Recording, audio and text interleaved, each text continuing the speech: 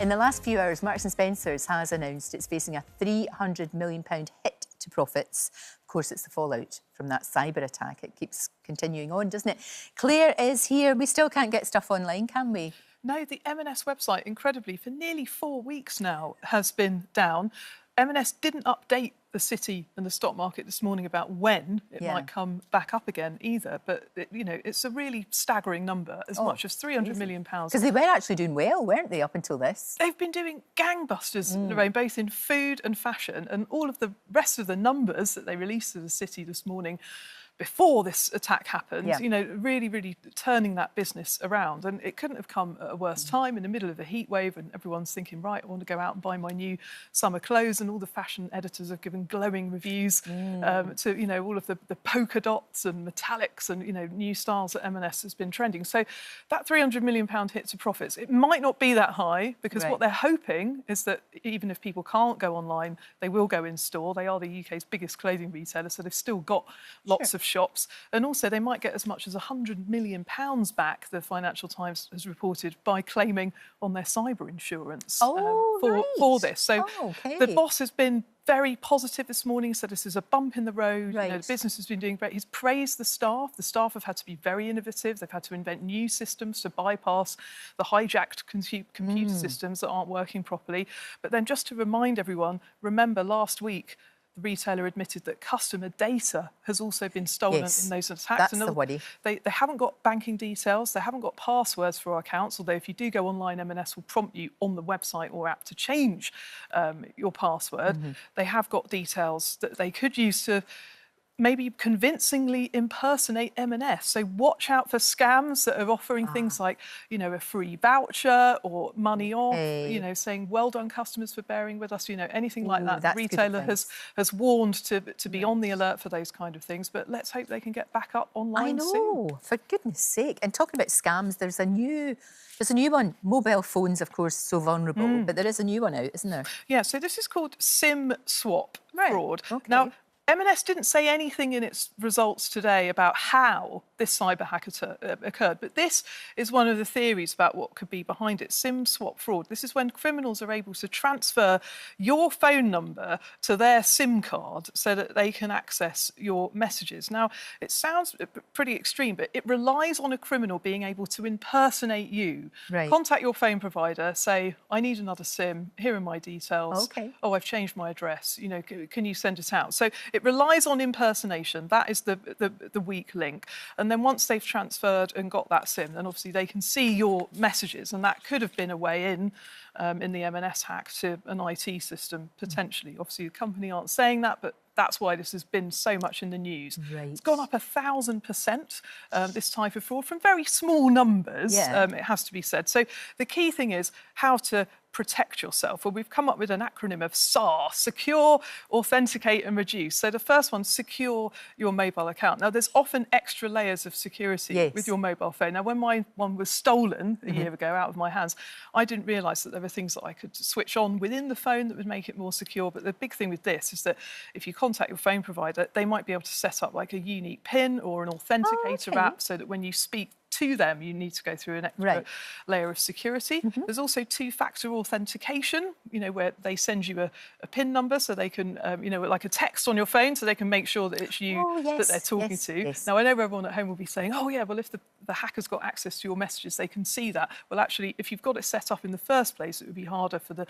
hacker to get into your phone account. And then finally, remember, this is all about impersonation. So reduce the amount of information that you're giving away to anybody on your social media profile, like things like a date of birth, a place of birth, where you're from, because these can often be the memorable word passwords that people use to identify you, make sure it really is you on the phone. And if a hacker knows those, obviously they can impersonate you more convincingly. See all the effort that these horrible people go into? See if they did it for the greater good of everyone. Wouldn't it be rather nice if we lived in a world like that? It would be a better world. Anyway, new rules now for this whole buy now, pay later. It's very attractive if you want something and you don't have to pay for it right then. But, you have to be careful with these schemes, don't you? You do. Over 10 million people using buy now, pay later. But from next year, new regulations are going to come in. This is after 4 years of regulators saying that they wanted to apply affordability checks, like a credit check, the same that you'd have to go through to get a credit card to the buy now, pay later at the checkout. So I don't want people to panic about this, because as much as we say buy now, pay later, it can make people overbuy, overconsume. It's also a financial lifeline, of course, Lorraine, especially to single parents. Nearly half of single parents in the last year have used buy now, pay later to spread the cost of an essential purchase and pay, crucially, interest-free. And if your credit record is impaired, obviously the alternative might be getting a very high-cost credit card and having to pay interest. So don't panic. It will still be possible for you to get buy now, pay later next year when these regulations come in, because the industry has been expecting it for a long time. The bigger lenders have already been doing credit checks on people in the background, keeping track of how many loans people have out at once, and it hasn't disrupted things so far. And importantly, consumers will get the right to complain to the financial ombudsman if things go wrong once it's regulated. And that's something that we don't have at the moment. And overall, I expect it will become a bit more difficult. It might take a bit more time to check out, but it's absolutely not going to kill off buy now, pay later, and hopefully it will make it safer for us to use and easier to complain and be protected if things do go wrong. Right. Can we talk pets? Yes. Because I don't know about you or anybody else that's got a wee dog, but, you know, vets, of course, we need them, for goodness sake, when our animals are not well. But every time you go, it's a fortune. It is a fortune, isn't it? How can we try somehow to keep those costs down? Because, of course, we'll do anything for our animals to make sure that they're OK. People will, but heartbreakingly, the RSPCA have reported a 32% rise in people giving away their pets, giving the pets to the charity because they can't afford. They can't afford to keep them. And then, obviously, there was that huge boom during COVID, wasn't there, where a lot of people got puppies and kittens. Yeah, well, I mean, just with the RSPCA, nearly 6,000 abandonments this year so far have been reported. And I think that you're right. Vet bills are a very, very big reason for that. So what can you do? Well, there are charities that you can turn to if you're on a low income and you're facing a big expense. So the PDSA, one worth mentioning. Now, they offer free or very low-cost medical treatment. They've got 49 pet hospitals in the UK, so they're the biggest. The RSPCA, we've mentioned, also the Blue Cross. The Blue Cross, incredibly, they run pet food banks.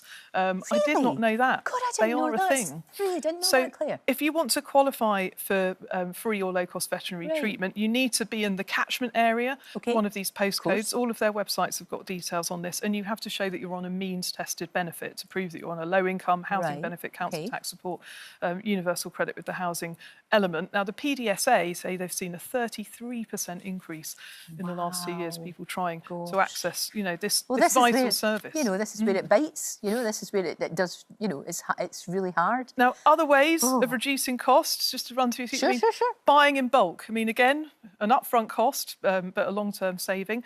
Second-hand toys, pet insurance, really, really important to shop around for pet insurance. And then preventative care, the charities say, brushing dogs' teeth. Dogs have a lot of dental issues. Angus is a nightmare with that. We do give him the wee chews, you know, these chew sticks that are supposed to help.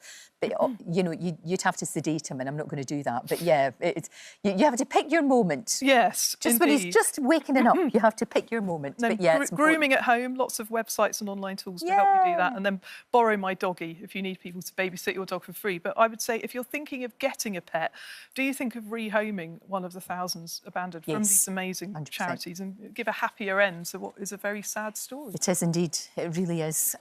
Just before you go, Tesco have launched, I think we can say this is an unusual wedding gift, but very practical. Certainly. Oh, hello. I do. So, this is interesting. Well, yes.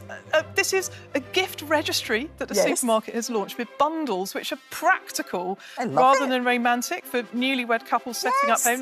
Now, this is a selection from the newlywed gift set, 63 quid, but you get 60 loo rolls. Fabulous. What a gift. Toothpaste, bin bags, there's hand soap, shower gel, toothpaste, all of these practical things. Now, it doesn't scream romance, but Tesco say that this is a response to what they say the real needs of modern couples truly are. You could also buy 6 months' supply of tea and biscuits for £39. I'm there. But I think this is back to the way that we used to do things with weddings. When my parents got married in the 70s, their parents bought them each a box of groceries to set them off in their life together. And definitely this pushback against costly weddings.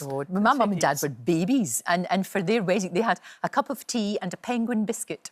That was their reception. Wow. There you go. Change times. I think that's a great idea. I really do. Because most couples now, they live together. So they've got the toasters, they've got everything. You know, they've absolutely got everything. So they're not going to run out of loo roll. No, they're not. Not if you buy them that. I think that's actually rather funny. Thank you, Claire, as always. Ready to boost your savings, grow your pension pot and make every penny count? Well, we've got loads of Money Clinic videos right here on the channel. Check out this one for even more expert advice.